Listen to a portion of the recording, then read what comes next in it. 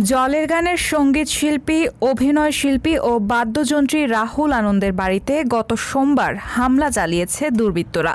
বাধ্য হয়ে স্ত্রী উর্মিলা শুক্লা ও ১৩ বছরের ছেলেকে নিয়ে এক কাপড়ে বাড়ি থেকে বের হতে হয়েছে তাকে। দুর্বৃত্তের অগ্নিসংযোগে রাহুলের বাড়িতে থাকা ৩,০০০-এর মতো বাদ্যযন্ত্র ভস্মীভূত হয়েছে। ধানমন্ডির এই বাড়িতে রাহুল আনন্দ ও চিত্রশিল্পী উর্মিলা শুক্লা দম্পতি ভাড়া থাকেন, সঙ্গে ছেলে তোতা। পুরানো বাড়িটির কোনো নাম নেই, ভালোবেসে ভাঙা বাড়ি নাম দিয়েছেন রাহুল। গত বছর ভাঙা বাড়ি ঘুরে গিয়েছিলেন ফরাসি প্রেসিডেন্ট এমানুয়েল মাখো, ফলে বাড়িটি অনেকের চেনা। বাংলাদেশের গণ্ডি পেরিয়ে আন্তর্জাতিক সংবাদ মাধ্যমে এসেছিল বাড়িটি। এই বাড়িতেই জলের গানের বহু গান রচনা ও সুর করেছেন রাহুল আনন্দ। বসবাসের পাশাপাশি বাড়িটিকে স্টুডিও হিসেবেও ব্যবহার করতেন। এই স্টুডিওতে রেকর্ডিং, মিক্সিং থেকে এডিটিং সব কাজ করেছে জলের গান। সেসব এখন শুধুই স্মৃতি। গতকাল বুধবার সকালে বাড়িতে গিয়ে দেখা গেল বাড়িটা যেন কঙ্কালে পরিণত হয়েছে। পোড়া গন্ধ চারপাশে ছড়িয়ে পড়েছে।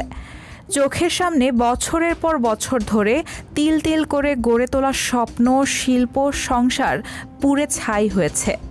দুর্বৃত্তের ক্রোধ ও প্রতিহিংসার আগুনে বাড়িটির আর কিছুই অবশিষ্ট নেই। কঠিন সময় পার করছেন রাহুল শুক্লা দম্পতি। যোগাযোগ করা হলে মঙ্গলবার রাতে প্রথম আলোকে প্রতিক্রিয়া জানিয়ে একটি বার্তা পাঠান রাহুল আনন্দ।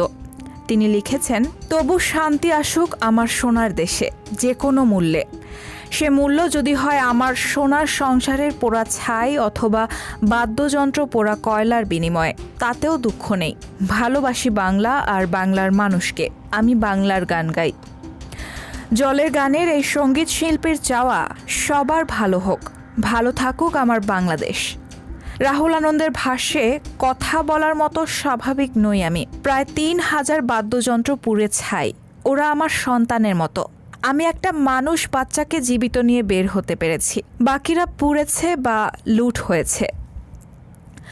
১৪০ বছরের পুরনো বাড়িটি নিয়ে ২০২৩ সালে হাল ফ্যাশনে প্রকাশিত এক প্রতিবেদনে লেখা হয়, পুরনো বাড়ির গা ঘেঁষে নানান গাছপালা ঘিরে আছে। সেখানে পাখির কিচিরমিচির শোনা যায়।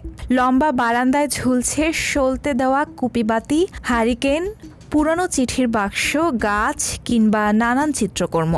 একতলা বাড়ির বারান্দার আরেক কোণে সাজানো পিতল আর কাঠের তৈরি নানা শৈল্পিক সামগ্রী। ঝুলছে দোতারাও। একটা ভিনটেজ আমেজ আছে এই বাড়িটায়।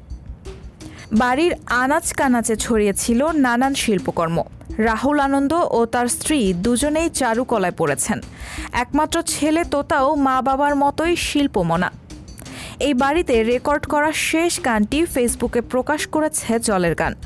ব্যান্ডটি লিখেছে, এই বাড়িটি শুধু রাহুল আনন্দের বসত বাড়ি ছিল না, ছিল পুরো দলটির স্বপ্নধাম আনন্দপুর, যেখানে তৈরি হয়েছে কত গান, কত সুর আর দাদার ভাবনাপ্রসূত শত শত বাদ্যযন্ত্র। জলের গান লিখেছে, যারা নিয়মিত এই বাড়িতে যাতায়াত করতেন তারা জানেন রাহুল আনন্দ ও উর্মিলা শুক্লার বাড়িটির সাদা গেটটি সবসময় খোলাই থাকত, তাতে তালা দেওয়া হতো না। তবে কি এই ঠিকানার আবাস হওয়াটাই কিছু মানুষের এত ক্ষোভের কারণ, এত রাগের বহিঃপ্রকাশ? ধানমন্ডির ৩২ নম্বরের এই বাড়ি নিয়ে প্রশ্ন ছুড়েছে জলের গান। রাহুল আনন্দ ও জলের গানকে বরাবরই সামাজিক ও সাংস্কৃতিক আন্দোলনের সরব দেখা গেছে। বৈষম্য বিরোধী ছাত্র আন্দোলনের সংহতি জানিয়ে ঢাকার রবীন্দ্র সরোবরে দাঁড়িয়েছিলেন তিনি। রাহুল আনন্দের বাড়িতে হামলার ঘটনার নিন্দা জানিয়েছেন শিল্পীরা। শিরোনামহীনের দলনেতা জিয়াউর রহমান ফেসবুকে লিখেছেন, এই লজ্জা কোথায় রাখি? একজন আর্টিস্টের বাসায় এই আক্রমণ, লুটপাট। দীর্ঘ সময় ধরে তৈরি করা, যত্ন করা ইনস্ট্রুমেন্টগুলো সব লুটপাট করে নিয়ে গেল। অনেক ইনস্ট্রুমেন্ট আমার চোখের সামনে তৈরি করা। আপাদমস্তক আর্টিস্ট এই মানুষটাকে কি ভয়াবহ ঘটনা পাড়ি দিতে হলো। শিরোনামহীনের পক্ষ থেকে তীব্র নিন্দা জানাই। যারা এই পাশবিক কাজ করেছে তাদের প্রতি ঘৃণা। আমার বন্ধু এবং তার পরিবারকে এক কাপড়ে বের হয়ে যেতে হয়েছে। ভুলব না এই অন্যায়। এক ফেসবুক পোস্টে সঙ্গীত শিল্পী অর্ণব লিখেছেন, এটা বড় একটা ক্ষতি, মেনেই নিতে পারছি না, মারাত্মক ভুল। আমরা সত্যিই দুঃখিত। রাহুল আপনার সঙ্গে আছি। তারা বাড়ি পুড়িয়ে দিয়েছে যেখানে রাহুলের দুর্দান্ত সব বাদ্যযন্ত্র ছিল। গীতিকার লতিফুল ইসলাম শিবলি ফেসবুকে লিখেছেন, শিল্পী রাহুল আনন্দের ব্যাপারটা খুবই দুঃখজনক। এটা আমি কোনোভাবেই মানতে পারছি না, নিন্দা জানাই। রায়হানা মুন, সবার কথা।